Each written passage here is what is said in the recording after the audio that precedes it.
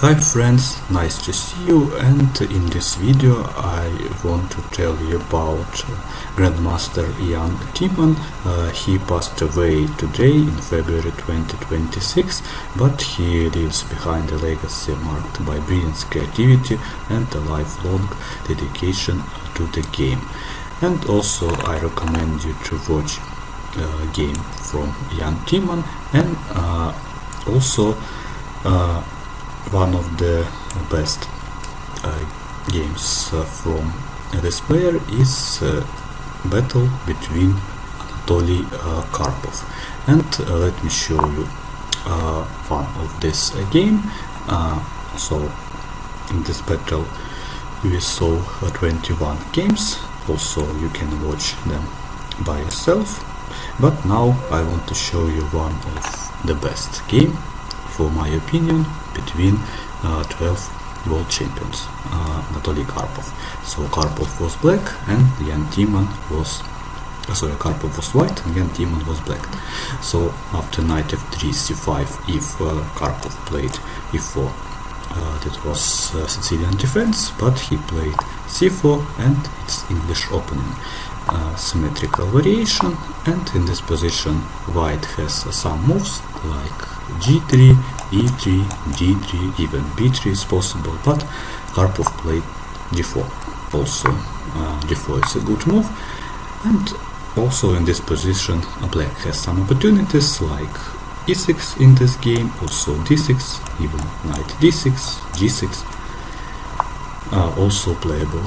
Okay, e6, a3, because white wants to avoid bishop b4 move, and then exchange on d4, b6, bishop f4, bishop c5, queen d2, castle, rook d1.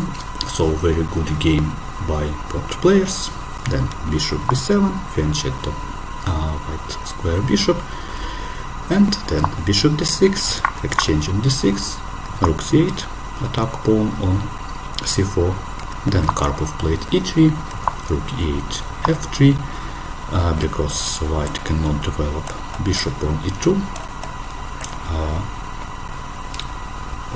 because pawn on g2 is hanging. So f3, now bishop e2, bishop d3 is possible for white, rook c6, queen d4, bishop a6, and maybe in this position the easiest way to develop our piece is to play b3 for white, and maybe in some moment bishop e2, and of course castle, or even king f2. But Karpov played knight e4, then exchange on e4, and queen c7. Also our threat is to take on c4, bishop d3. Of course bishop d3 is attacking h7 pawn, that's why g6, then b3, and very strong central move for Jan Timman. Of course Jan Timman likes to play very active, and also very good move d5. So d5, and he wants to open center because white king is in center now. So c takes d4, bishop d3, queen d3, e takes d5, and maybe in this position Karpov should simple castle, and let me show you some more moves. Castle, also black has advantage after rook c3, but queen d5, rook e3, f4. This position also good for white, but it's playable. I think it's playable, maybe f5 and some counterattack for f square, because white wants to take on g6, take on f7, and some of ideas also it has in this position. But Karpov played king f2, maybe he wants to stabilize this position, he wants to protect pawn on e3, but of course the king on f2 is not so good, and now Timman attack.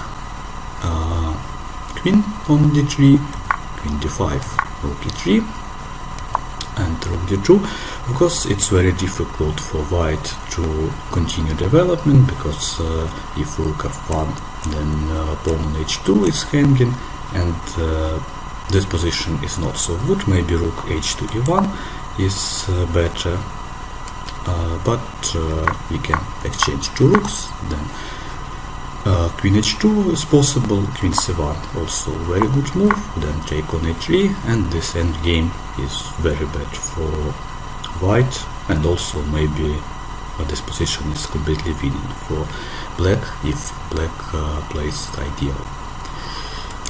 But Karpov played rook d2, queen e7, and king g3. King g3 very risky move, I think. Maybe less chance to stabilize this position is to play h4. So this move has some ideas, maybe h5 and then h6, or even h takes g6, and in some moment rook can go to ht square. So let me show you some more moves. For example, rook e1, then rook d1, take on d1, take on d1, queen h4, but king g1 also bad position, bad endgame, but maybe it's a last chance for Anatoly Karpov. But he played king g3, and then Jan Timman find a good tactic, rook b3. Rook b3, and I like this move so much, and of course it's the best move for black. Let me show you. Maybe Karpov did not see this move, but also queen e3 is very good, but rook b3 is the best. So main idea is that if white take on b3, then fork on g5, then take on d2, and black has extra pawn and very strong attack for weak white king. In this game, after rook b3, Karpov played a4, then simply rook b4, rook d4, take on d4, take on d4, king g5, check, king h3, rook e2, so black continue attack white king, rook g1, check on h5, check on g5, and then rook d2, queen c3, rook a2, and then h6, very logical move, and queen h5, also king e5 check, rook d2. So idea is to play rook d4 maybe in some moment,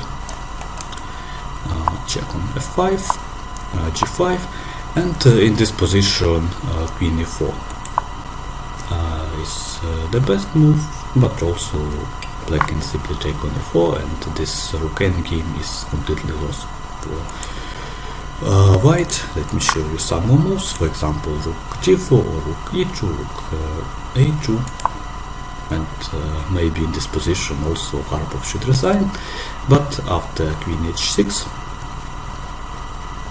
that was played in this game,